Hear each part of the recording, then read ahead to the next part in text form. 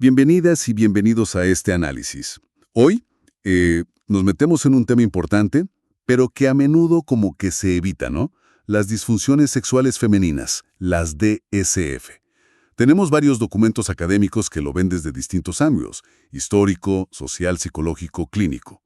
La idea es entender un poco mejor qué son, por qué cuesta tanto hablar de ellas, si son comunes y qué factores influyen. Todo esto basándonos en lo que dicen estos papeles. Vamos a ello. Para arrancar, ¿cómo definen las fuentes esto de las disfunciones sexuales femeninas? Pues mira, básicamente hablan de alteraciones significativas que se mantienen en el tiempo en cómo responde sexualmente una mujer. Puede ser en el deseo, en la excitación, para llegar al orgasmo o incluso sentir dolor durante las relaciones. Entiendo. Y algo que recalcan mucho es que no es solo algo del cuerpo, ¿sabes? La respuesta sexual femenina es súper compleja. Influye la mente, lo social, todo. Claro, no es solo biología. Exacto. De hecho, los documentos señalan cómo esta visión histórica, muy centrada en lo masculino, ha afectado a las ideas sobre la sexualidad de la mujer. Muchas veces se la limitó a tener hijos o a dar placer al hombre, y eso generó muchos tabúes. Que persisten, ¿no? Sí, y fíjate que esa visión, dicen las fuentes, hasta se metió en la ciencia. Desde modelos antiguos que veían a la mujer como un hombre imperfecto, hasta cosas como la teoría de la histeria. ¡Wow! Y esto tiene consecuencias hoy en día, supongo. Mencionan cifras, ¿verdad? Sí, sí. Hay un estudio en México que da un rango muy amplio, entre 38% y 63% de prevalencia. Aunque bueno, aclaran que faltan datos más precisos. Es un rango enorme. Sí, lo es. Y otro en España habla de más del 30% en mujeres antes de la menopausia. Son cifras, pues, altas. Definitivamente. ¿Y el DSM-5, este manual de salud mental, cómo las clasifica? Bueno, las agrupan en categorías. Por ejemplo, está el trastorno del interés o la excitación sexual, el trastorno orgásmico y uno que junta dolor y problemas con la penetración, el trastorno de dolor genitopélvico-penetración. Ok, Pero un punto clave que se repite en los textos es que casi nunca es una sola cosa. O sea, no vienen aisladas, suelen ser multifactoriales. ahí quería llegar. Mencionaste multifactoriales. Los papeles profundizan en esas causas, ¿cierto? ¿Qué dicen de lo biológico, por ejemplo? Sí, claro. Identifican varios factores biológicos. Por ejemplo, cambios hormonales, ¿no? Como los que ocurren en la menopausia, después del parto, o si bajan los estrógenos. También algunas enfermedades crónicas, como la diabetes o la esclerosis múltiple. Y ciertos medicamentos, antidepresivos como los ISRS o algunos para la presión alta. Entiendo, son varios frentes biológicos. ¿Y la parte psicológica? ¿Qué peso tiene según estos estudios? Muchísimo peso. La ansiedad, por ejemplo, sale como un factor súper relevante. En México encontraron que mujeres con DSF tenían niveles de ansiedad significativamente más altos.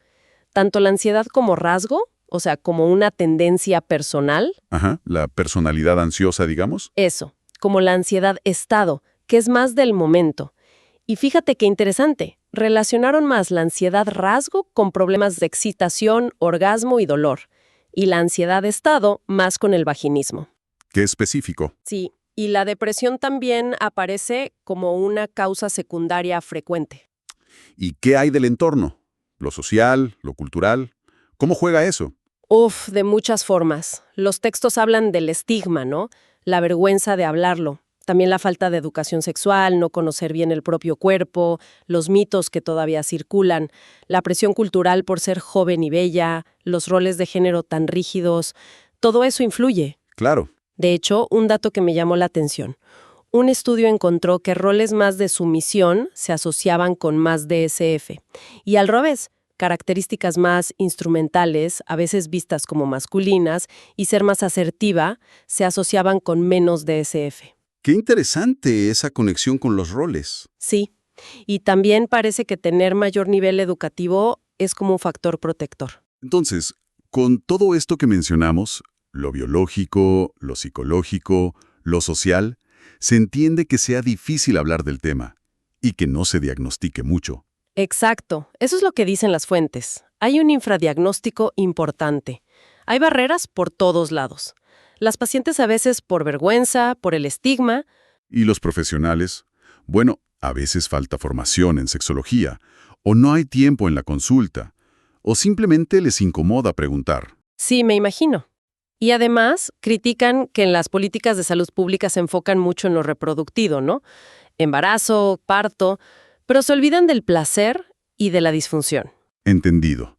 Entonces, ante este panorama tan complejo, ¿qué proponen las fuentes para abordarlo? ¿Cuál sería el camino? Pues el consenso es bastante claro. Se necesita un enfoque integral, holístico, dicen, que mire lo biopsicosocial todo junto. Y es clave hacer una buena historia clínica, o sea, preguntar directamente sobre cómo está la función sexual, pero de forma abierta, sin juzgar. Fundamental la comunicación ahí. ¿Y en cuanto a tratamientos más específicos? Hablan de combinar varias cosas. La terapia sexual la consideran esencial. También la fisioterapia del suelo pélvico. Ahí entran los ejercicios Kegel, que son conocidos, y otras técnicas como el biofeedback, para ayudar a tener más control de esos músculos. Ajá. Y luego, tratamientos médicos ya más puntuales según la causa.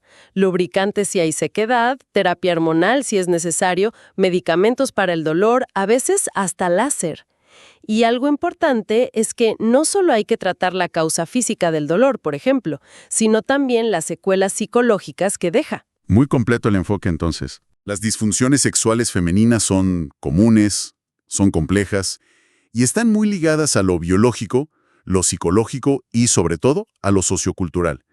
El silencio y el estigma siguen pesando mucho. Así es.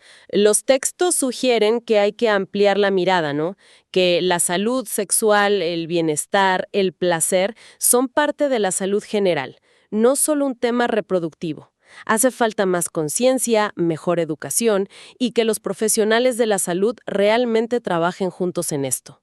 Totalmente. Y para dejar pensando a quienes nos escuchan, si consideramos todo esto que hablamos, esas raíces históricas y culturales tan profundas sobre cómo se ve la sexualidad de la mujer, ¿qué pasos harían falta, individuales o colectivos, para que hablar de placer y disfunción sexual femenina sea algo normal, algo cotidiano, y no solo un tema, secundario o ligado únicamente a tener hijos?